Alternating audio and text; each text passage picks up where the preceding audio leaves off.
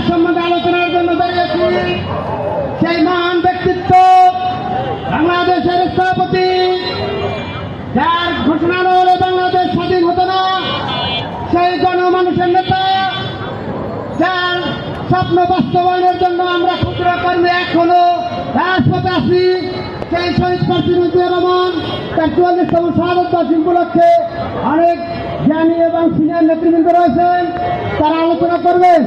আমি শুধু একটি কথা বলতে চাই, বাংলাদেশের উত্থান পতন দেখেছেন, বাংলাদেশের স্বাধীনতা পরবর্তী অনেক রাষ্ট্রনায়কের দেশ পরিচালনার দিকে সংগ্রামী ভাই আমার, এদেশের মানুষ মাটি ও মানুষের নেত্রী শহীদ প্রেসিডেন্ট জিয়া রহমানের সহধর্মিণী, তিনবারের প্রধানমন্ত্রী, বাংলাদেশ জাতীয়তাবাদী দলের চেয়ারপারসন দেশ নেত্রী বেগম খালেদা জিয়ার রাষ্ট্র পরিচালনা দেখেছে।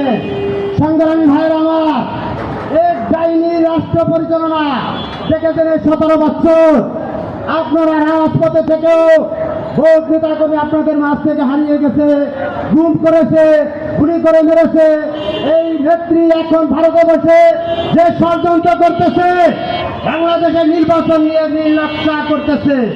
সংগ্রামী জনতা, আপনাদের আবার একবার যুদ্ধের জন্য প্রস্তুত হতে হবে। আগামী ডিসেম্বরে জাতীয় নির্বাচন, এই বর্তমান কেয়ারটেকার গভর্নমেন্টকে আমরা দাবি জানাচ্ছি, নতুবা বাংলাদেশের শহীদ প্রেসিডেন্ট জিয়া রহমানের উত্তরসূরি দেশ নায়ক তারেক রহমানের নেতৃত্বে আপামা বাংলার জনগণ আবার রাজপথে নামা, নির্বাচনের দাবি আদায়ের জন্য রাজপথে নামবো।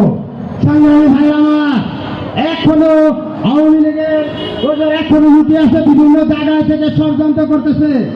আপনারা সজাগ থাকবেন, আপনাদেরকে যাতে কোনো রকম হয়রানি বিদ্বেষমূলক কোনো ষড়যন্ত্র লিপ্ত না করে। সংগ্রামী ভাই আমার, আমাদের মাঝে আজকে প্রধান অতিথি কিছুক্ষণের মধ্যে উপস্থিত হবেন। আমরা প্রধান অতিথি, আমাদের বিশেষ অতিথি